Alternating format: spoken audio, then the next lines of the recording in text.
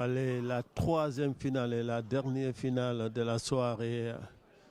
Première série, Yon Discovery, Inaki Etchegoyen contre Lareti Apeyo et Etcheveri Unai. Ça y est, c'est parti. 1-0.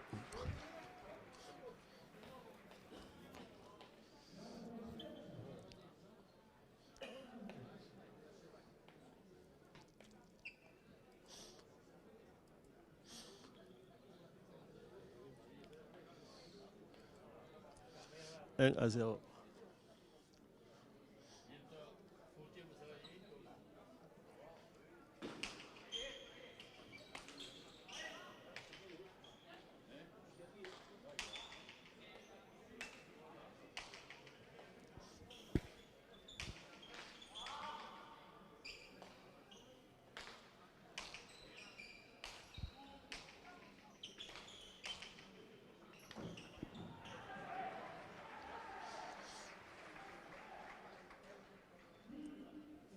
Deux à 0.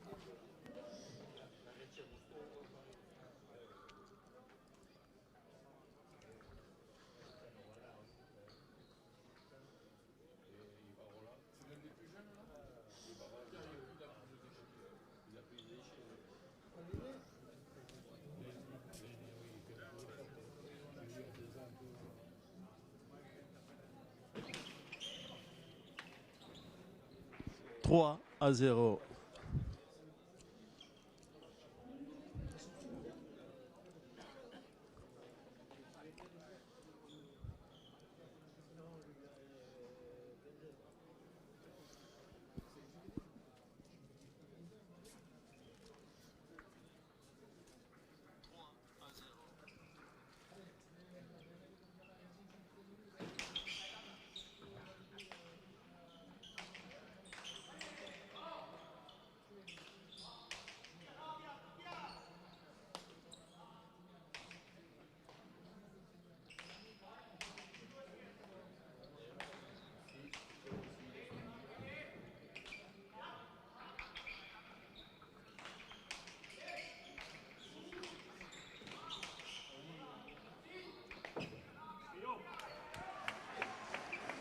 Quatre à 0.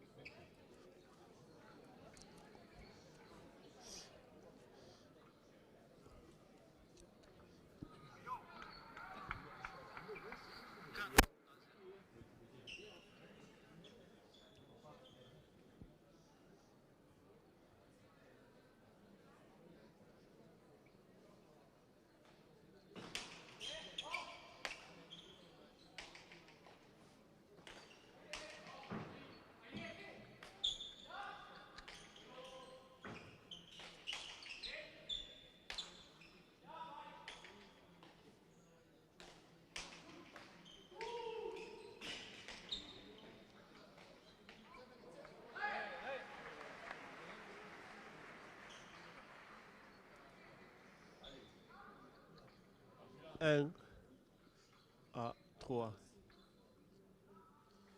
On voit l'arrêter qui boite. 1 à 4.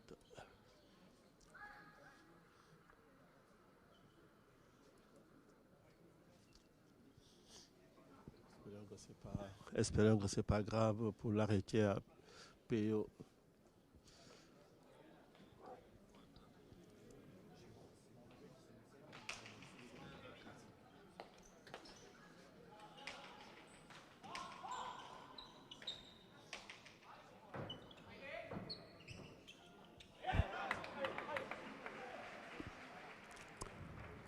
Cinq à 1.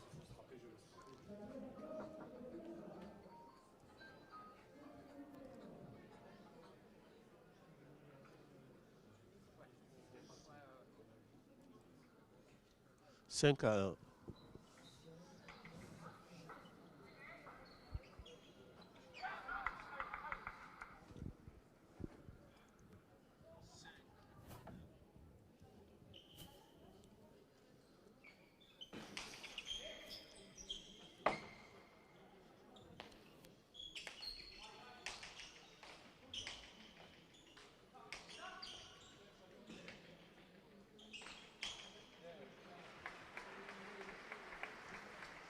2-5.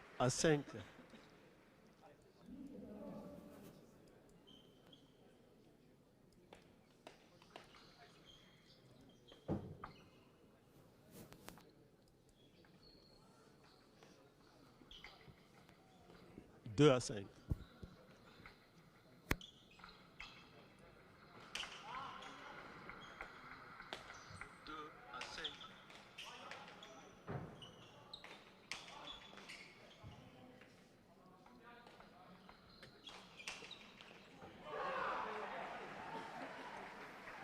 6-2.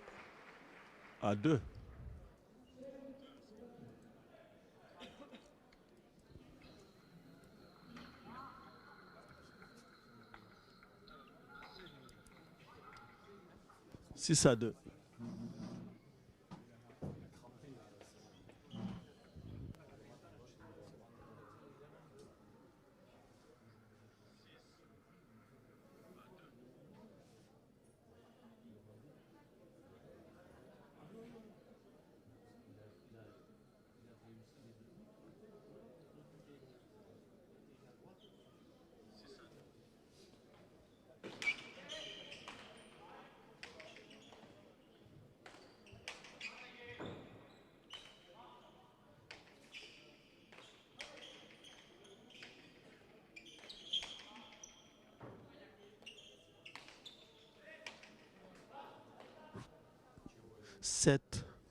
7-2.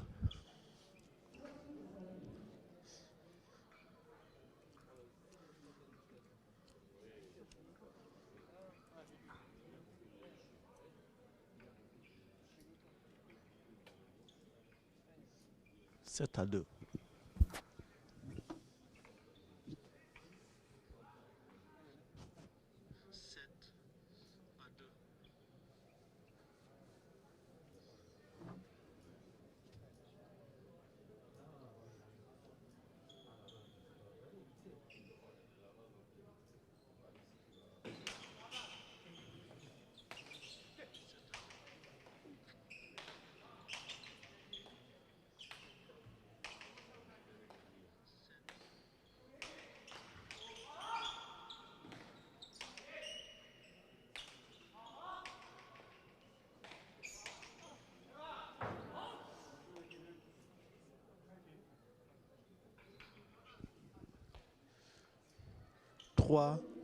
3-2. 3-7. 4-7.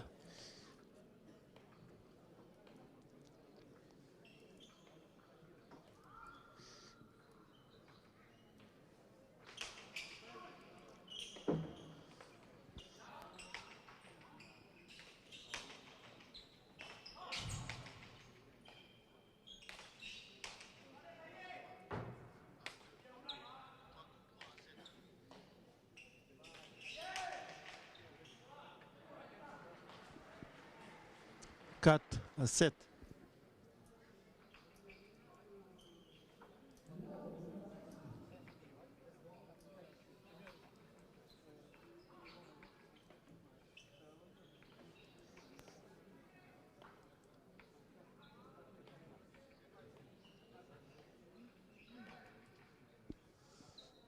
4-7.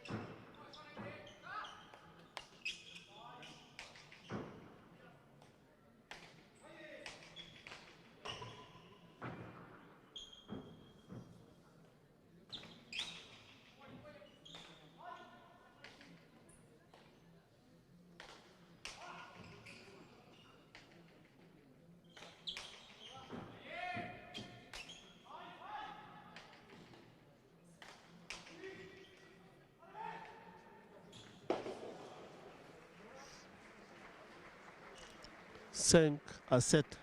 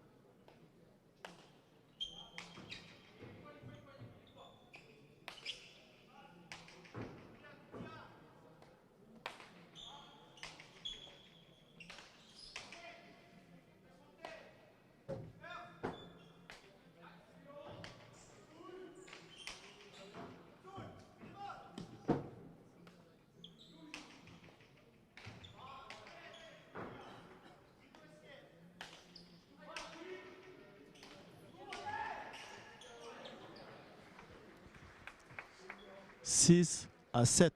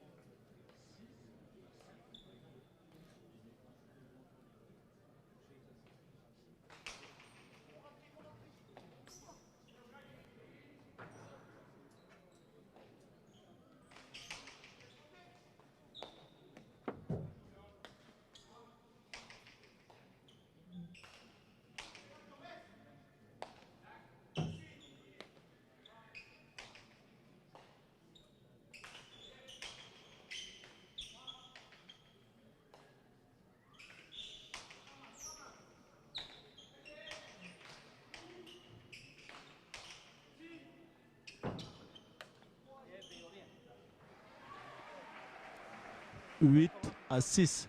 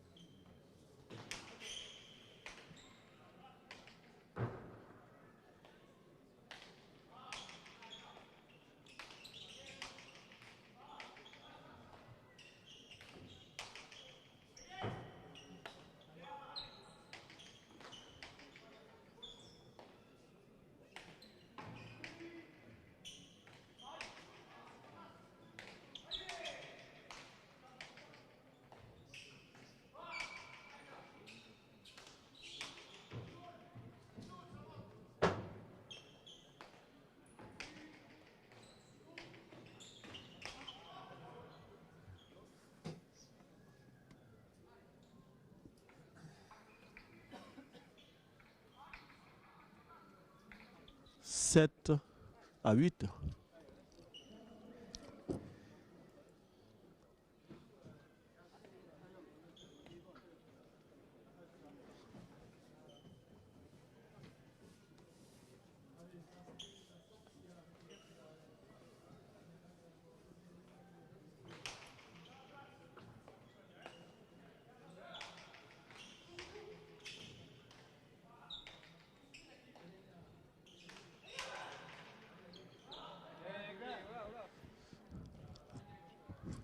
Ados, 8 partout.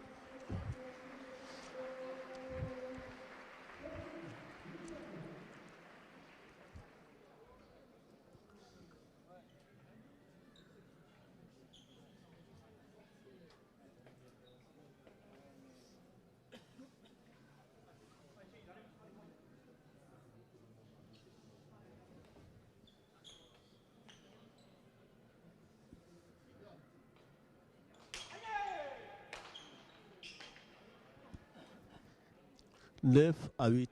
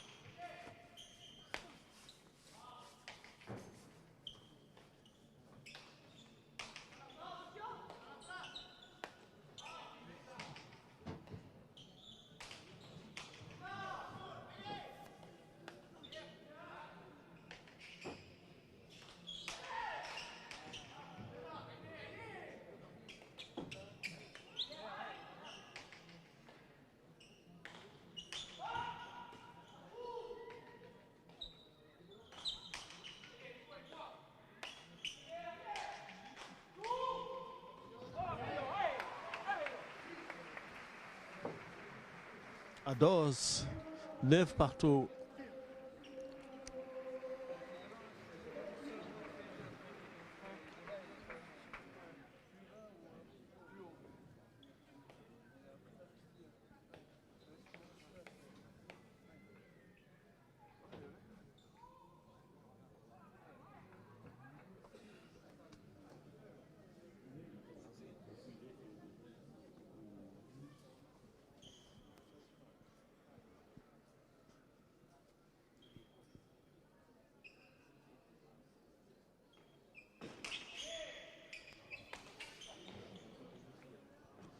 Dix à 9.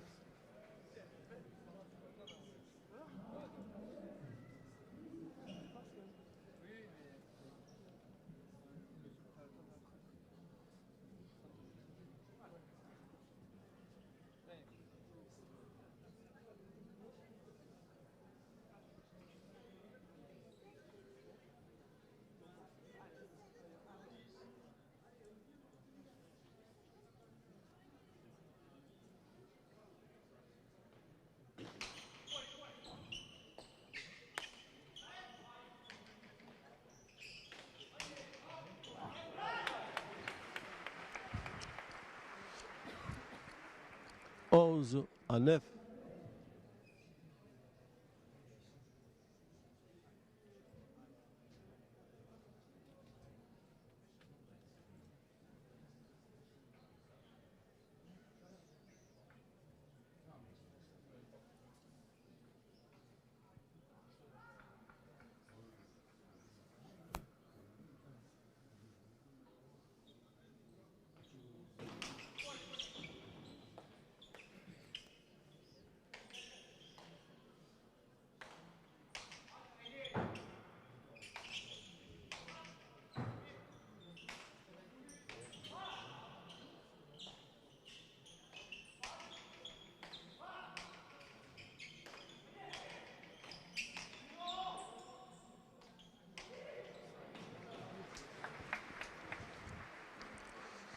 Dix à 11.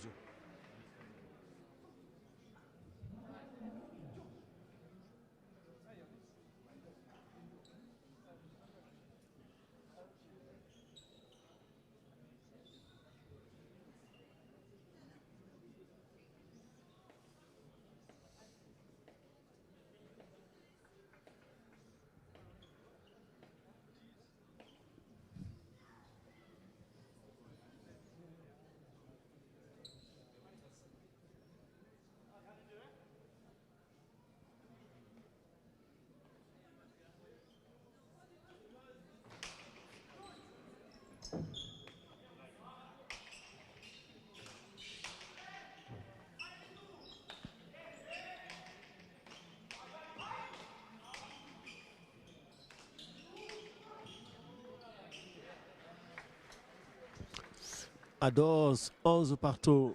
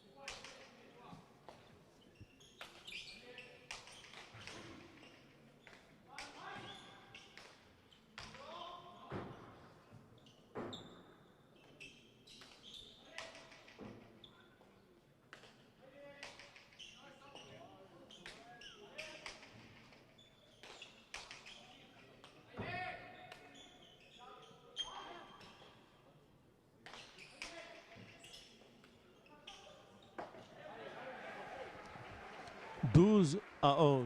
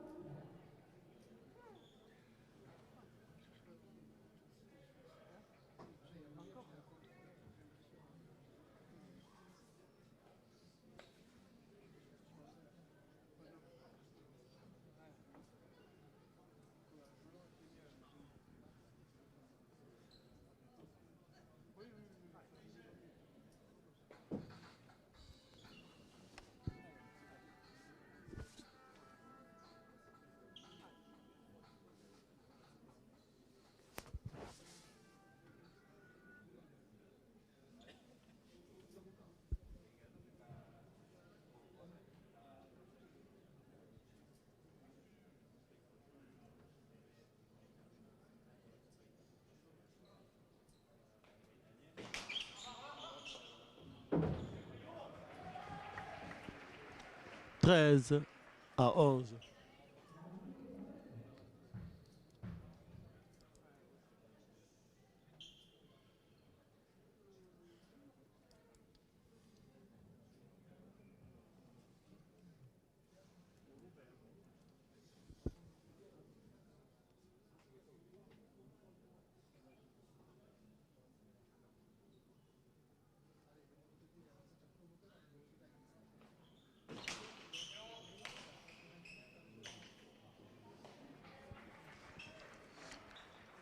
Quatorze à 11.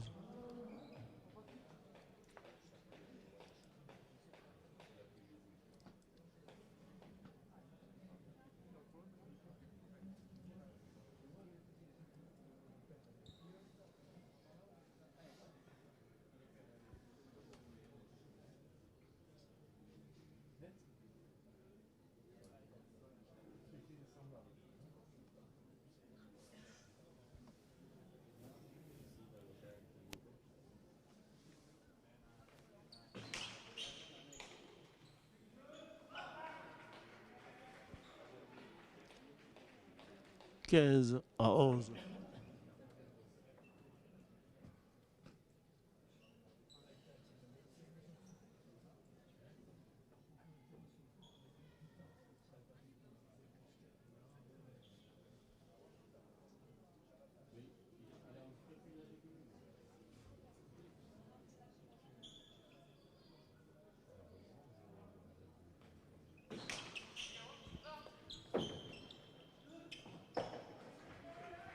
Seize à 11.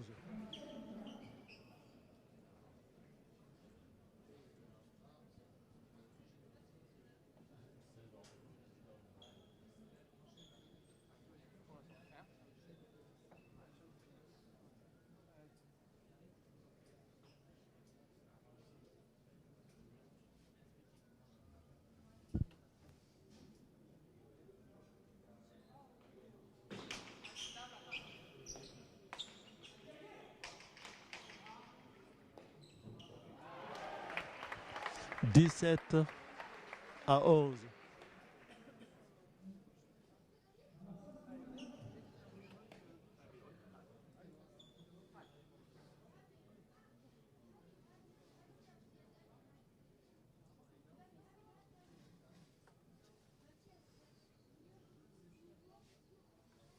La finale s'est marquée dessus si vous avez bien regardé.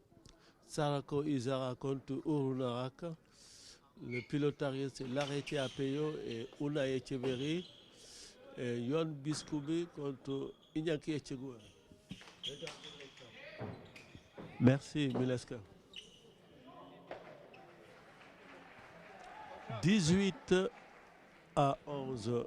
La finale se joue ici au Grand Air, à côté de Moléon.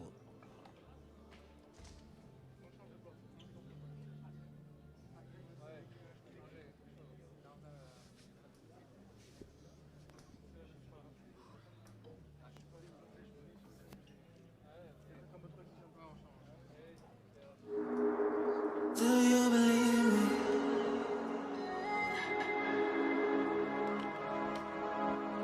Do you always wanted more? Can you hear me?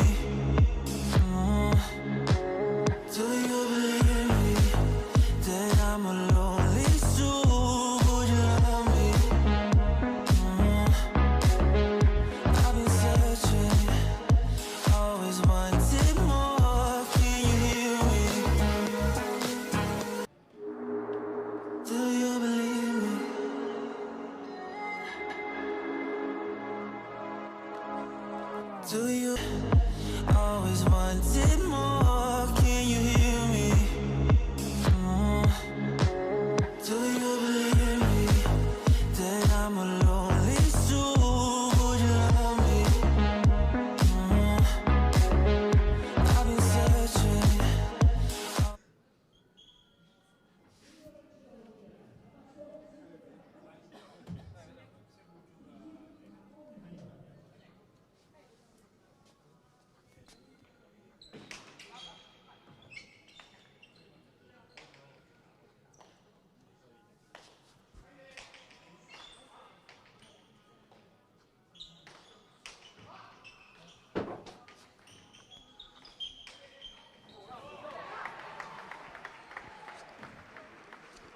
« 19-11 ici, Grande, à côté de Moléon. Sarako Izara qui mène.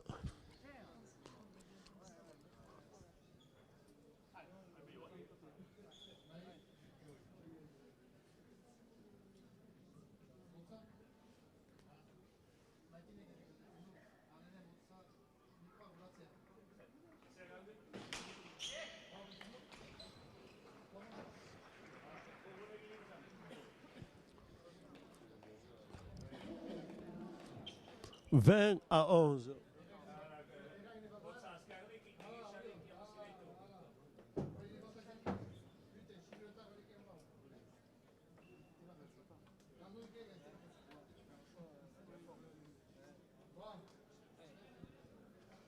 « 20-11. »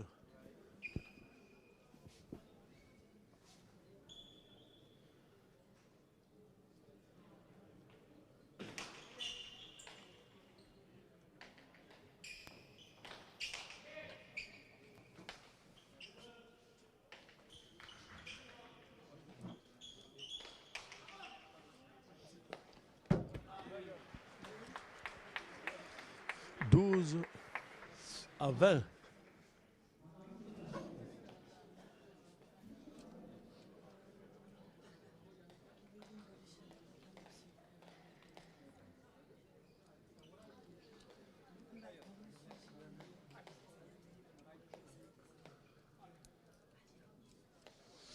12-20. »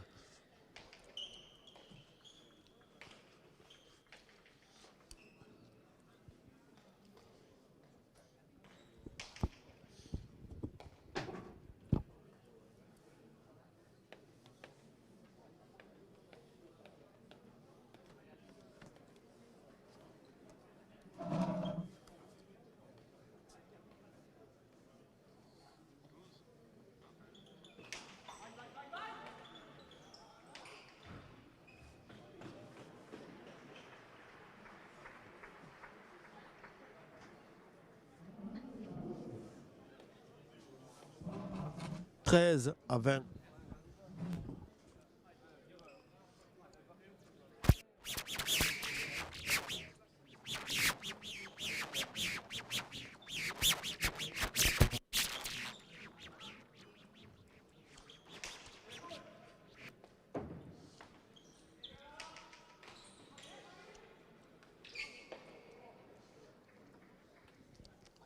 14-20.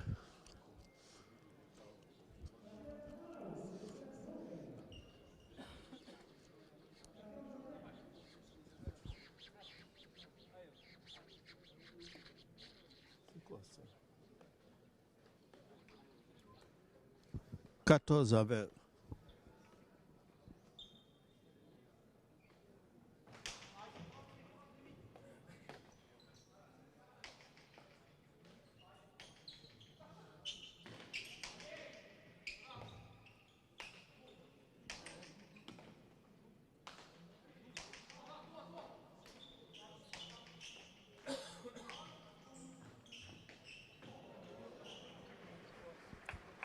15-20. 15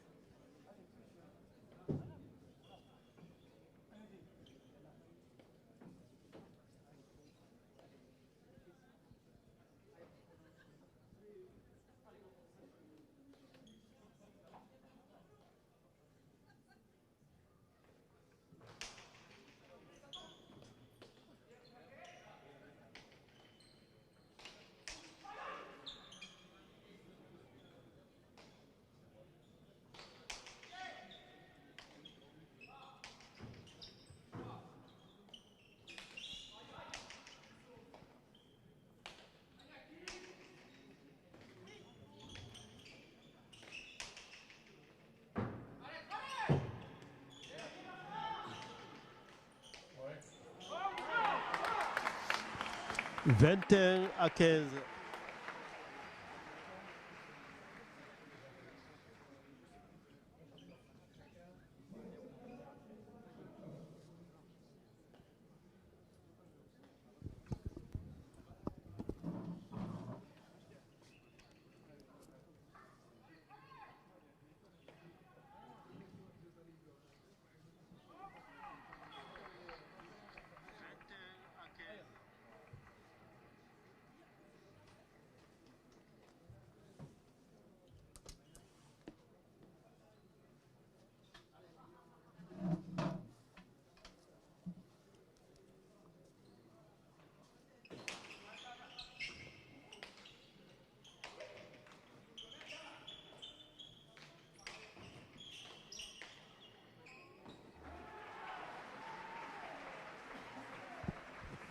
« 22-15. «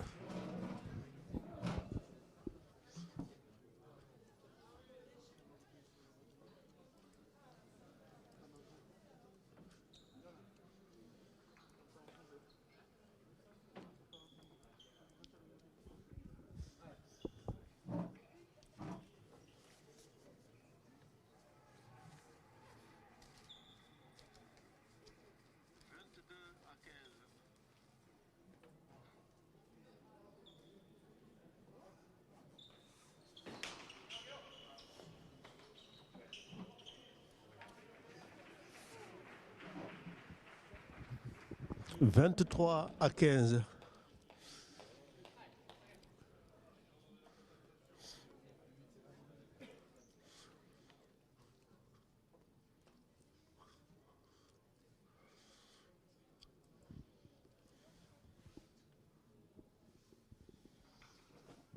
« 23-15. » «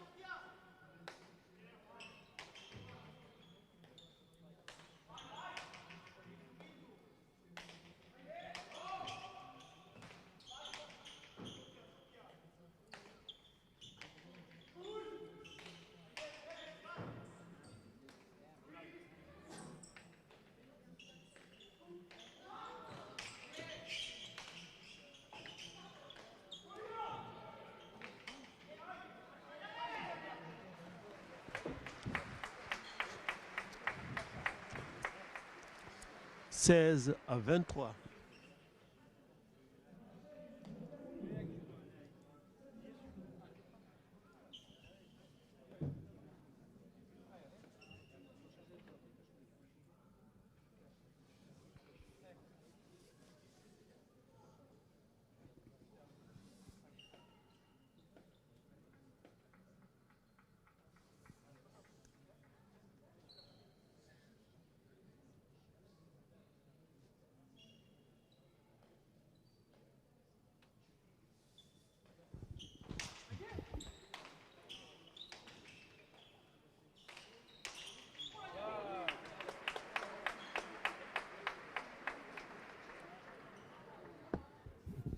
« 17-23. »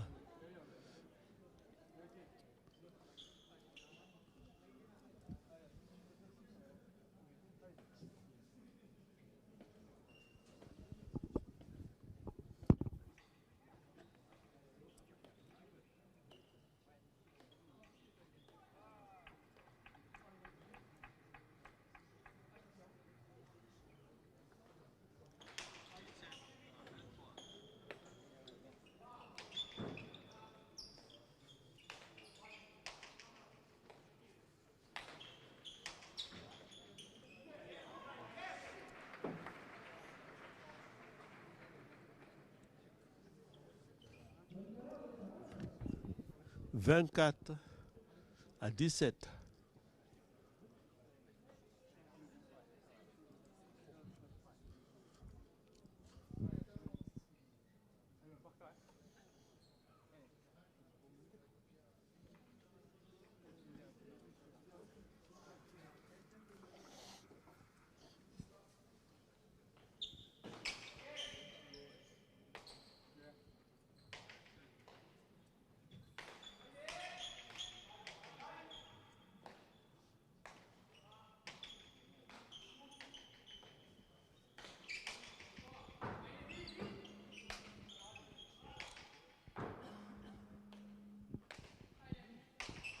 Allô?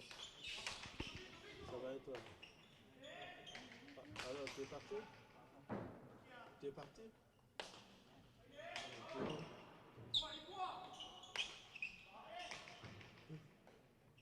C'est le national? Ils ont ouvert l'autoroute ou non? Non, c'est le national? Ok. Bon, moi je suis à la Pologne, là peut-être on va finir quelle heure? C'est vers 20h.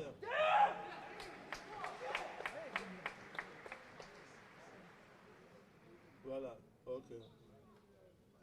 Ok, c'est dommage que tu n'as pas réussi quoi. Mais putain, hier je te l'ai montré pourtant. Non, non, parce que je te dis, il faut que tu écoutes. Quand je t'ai montré, tu avais en train de regarder la vidéo que tu as filmée. C'est dommage parce que beaucoup de gens ils m'ont appelé là. Ils vont nous dire qu'on est menteur maintenant. Bon, c'est pas grave. À tout à l'heure.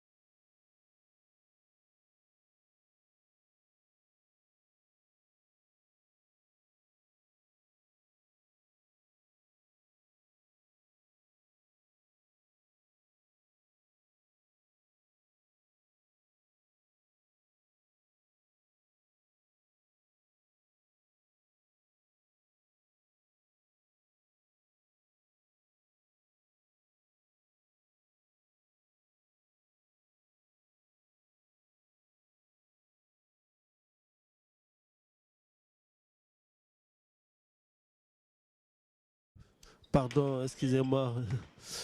Excusez-moi, j'avais coupé le son parce qu'il y avait de la musique ici. C'est complètement oublié. Heureusement, vous êtes là. Donc 25 à 20. Parce qu'il y a des animations de temps en temps ici. Donc chaque, chaque 10 secondes, dès qu'il y a un arrêt, ils mettent la musique. Et nous, on n'a pas droit sur YouTube.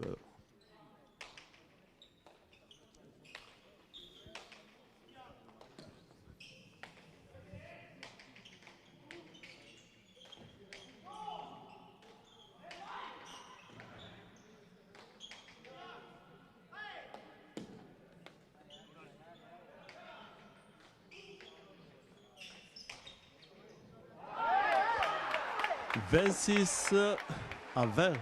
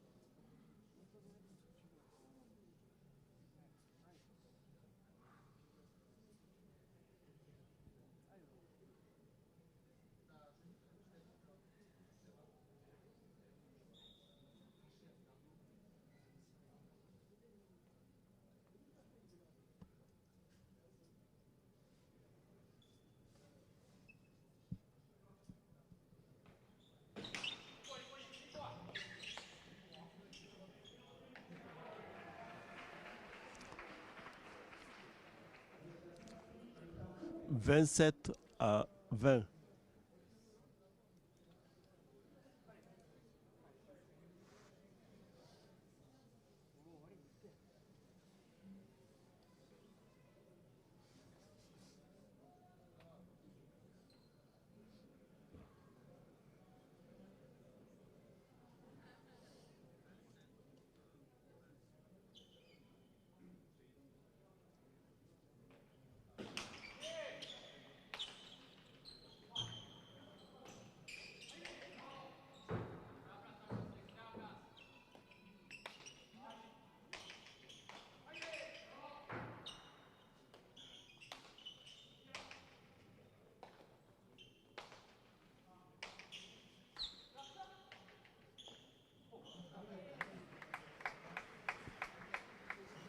« 21 à 27. »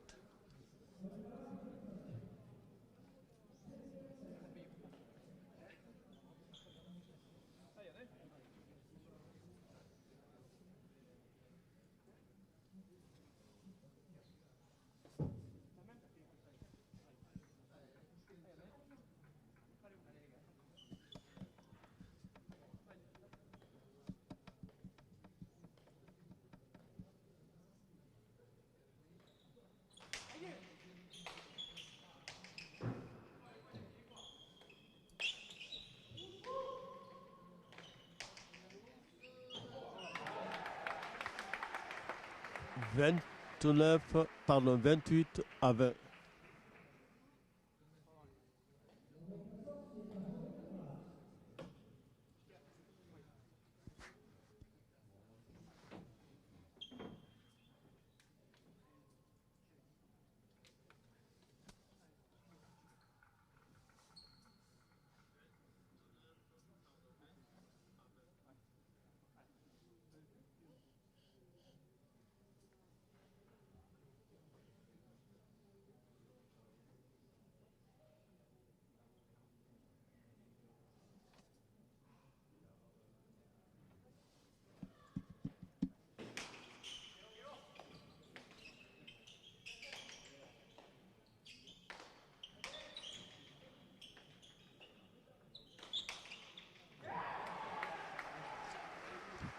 « 29 à 21. »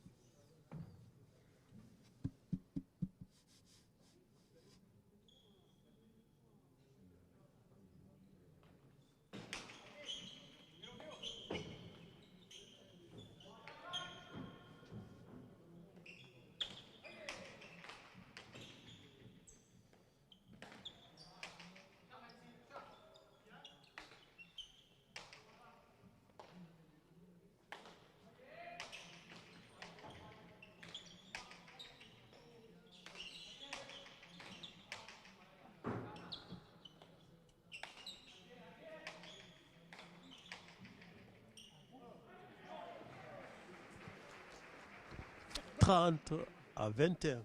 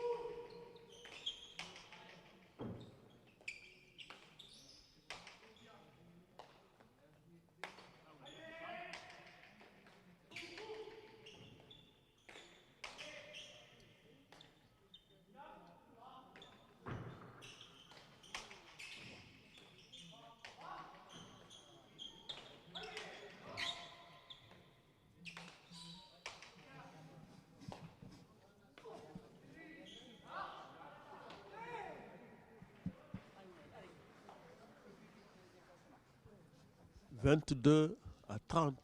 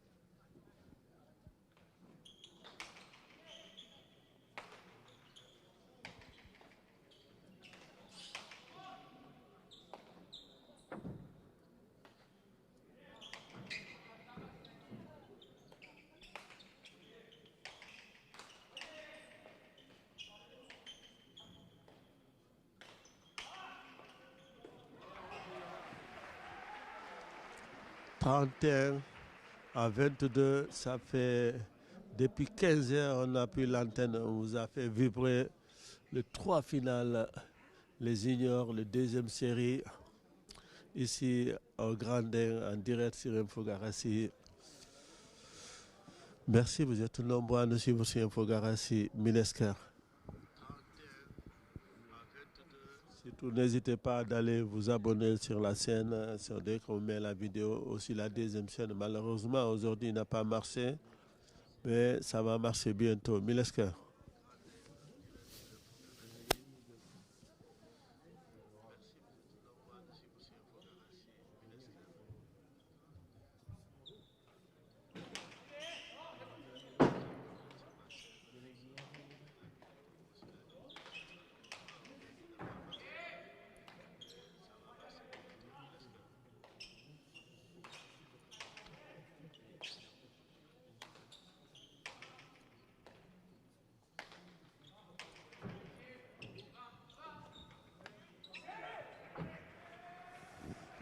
« 32 à 22. «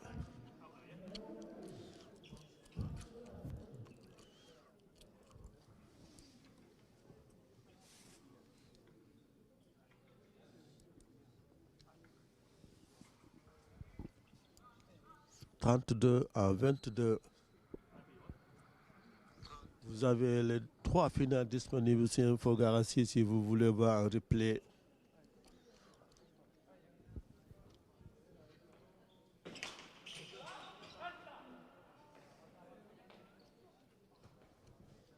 23-32. Vous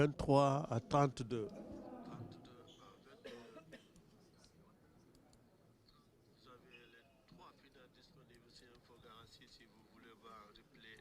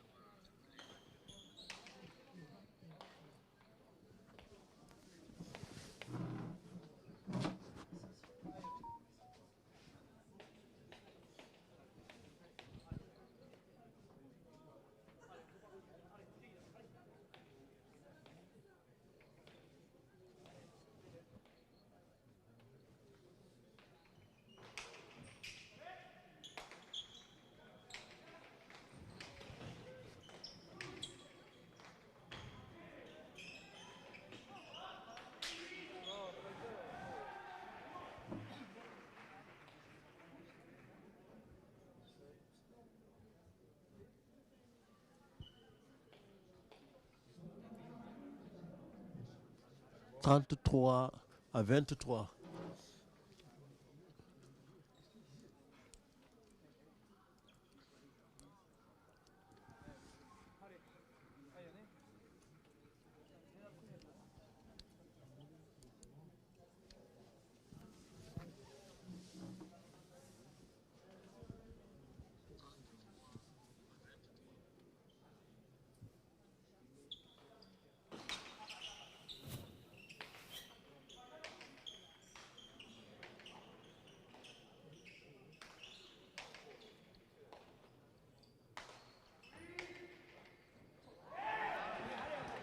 34-23. «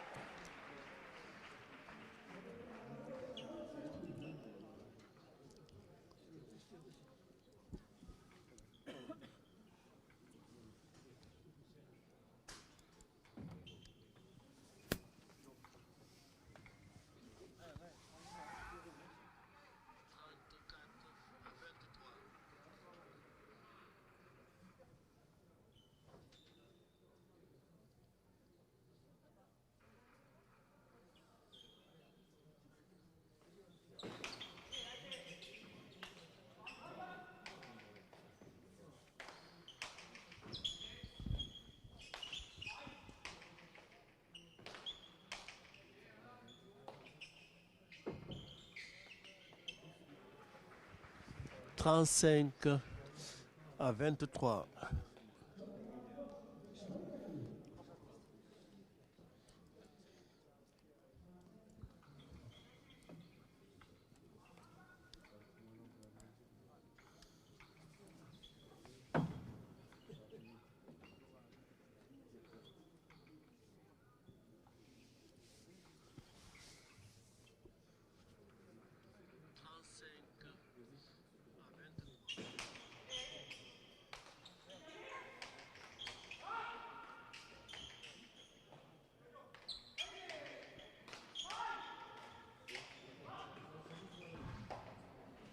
36-23.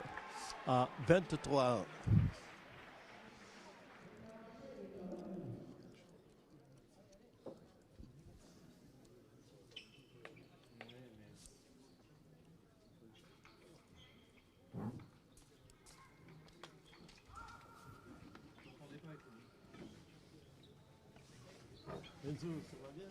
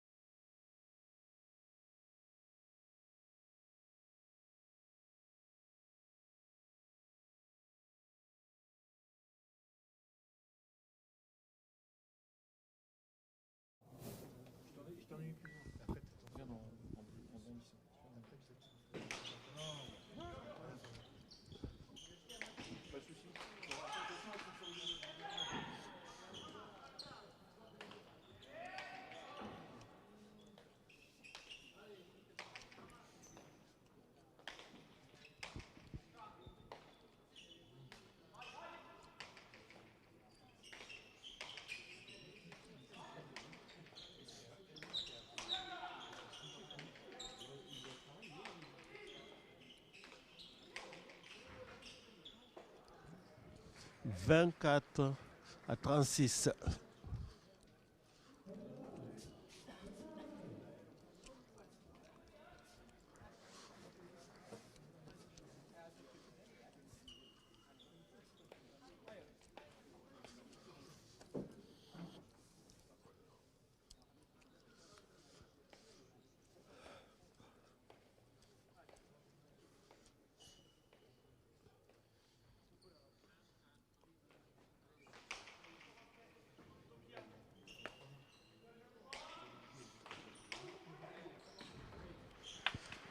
« 25-36. «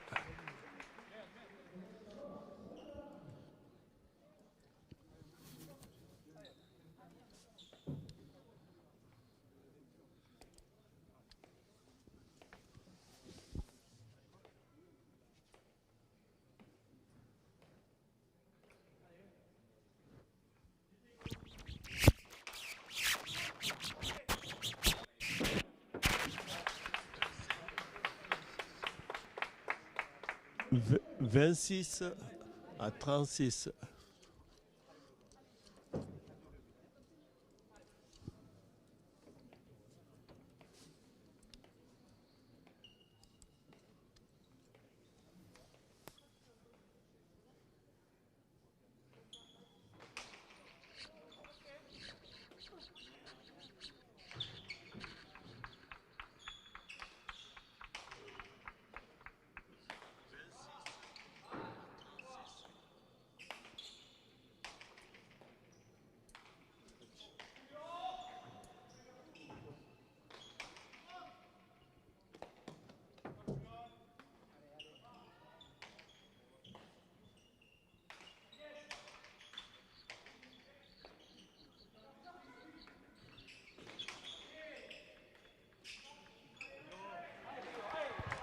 37-26. «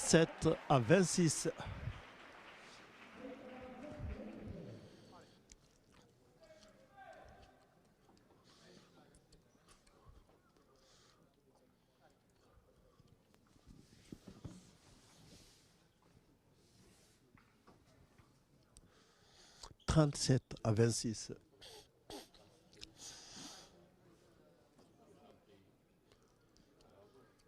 L'année dernière, l'Aretia qui avait perdu à Garassi, je crois que c'était contre Parachi.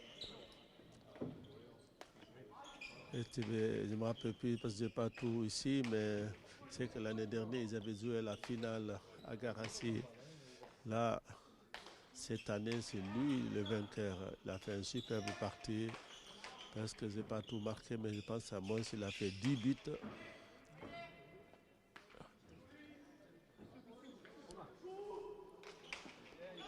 Ah, Yon.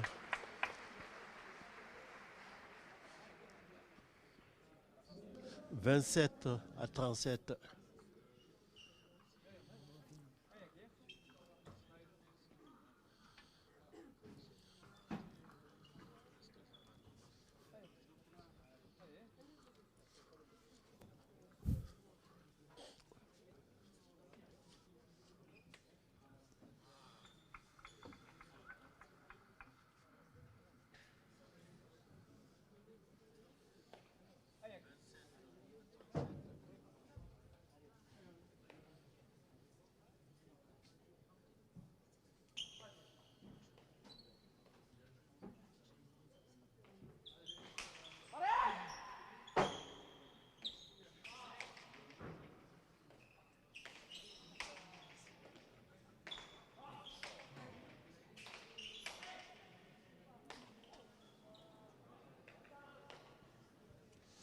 « 28-37. »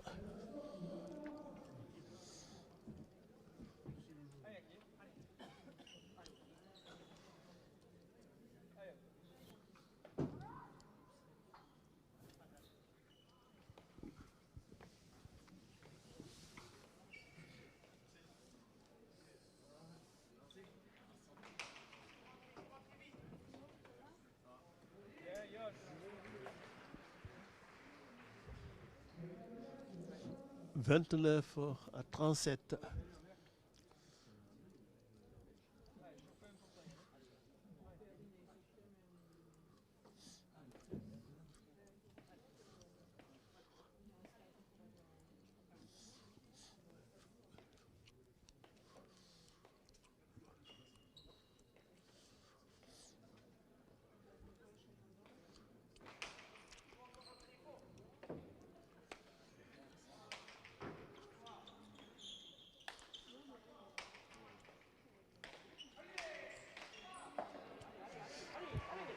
38-29.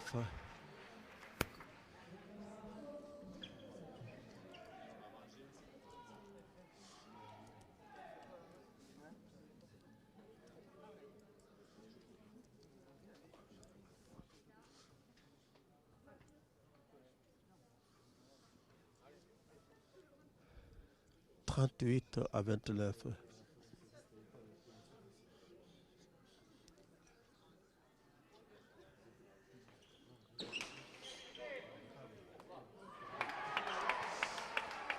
39-29. Askina, Nubia, on voulait vous remercier. Vous êtes nombreux à nous suivre sur Infogarassi. On ne pourra pas rester un peu plus longtemps pour vous faire vivre le podium. Mais on voulait vous remercier. Mileskera.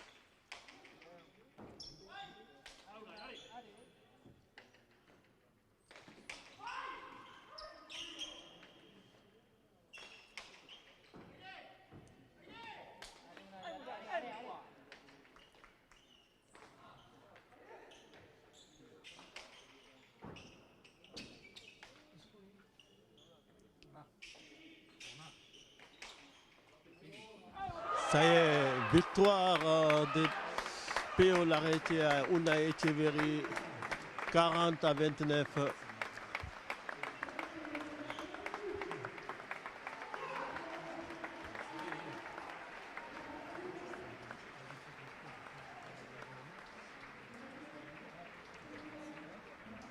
Milesker, à très bientôt sur Infogarassi. On va couper. Merci de nous avoir suivis. N'hésitez pas à vous aller vous abonner sur notre chaîne, surtout la deuxième canal. On va essayer de vous proposer de rugby pendant qu'on est ici à la pelote. Milesker.